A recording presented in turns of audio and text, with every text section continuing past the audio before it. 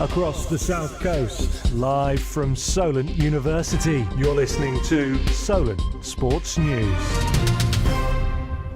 Good afternoon, it's 12 o'clock. I'm Zach Jackson and these are your Solent Sports News headlines. England keep their World Cup qualifying clean sheet streak alive after beating Serbia last night. Phil Foden made his first appearance since March, and whilst playing in the false nine role, he assisted Eberechi Eze for England's second goal. Thomas Tuchel spoke about what the Man City man has to offer following last night's game. I had the idea several months ago, because I played against Phil in these kind of positions. I have the feeling in Premier League some years ago, and it was really, really tough. Cristiano Ronaldo was sent off last night in Portugal's game against Ireland after he elbowed Dara O'Shea with his elbow just after the hour mark.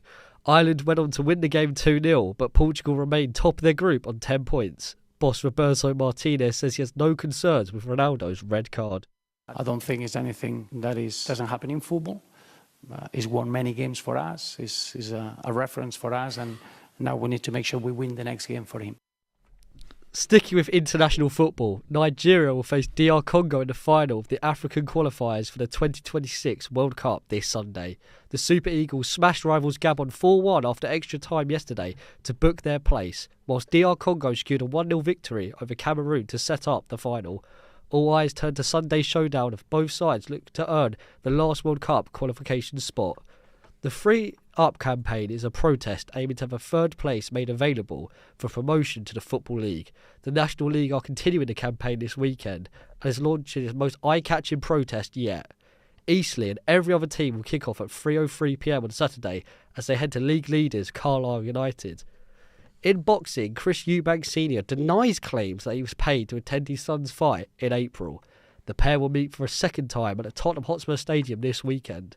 This will be a full fight in the family, with the fathers Chris Eubank Sr. and Nigel Benn also fighting twice in the ring.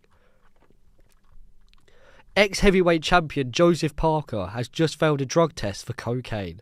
The Australian failed a drug test on the day of his fight against Fabio Wardley. Any ban for the 33-year-old would be handed to him by the British Board of Control and UK Anti-Doping. Jake Paul is one step closer to finding his next boxing opponent, with Anthony Joshua in line to fight the problem child in December.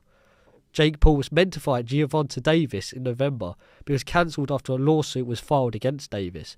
Eddie Hearn will decide whether a fight in December for Joshua is suitable.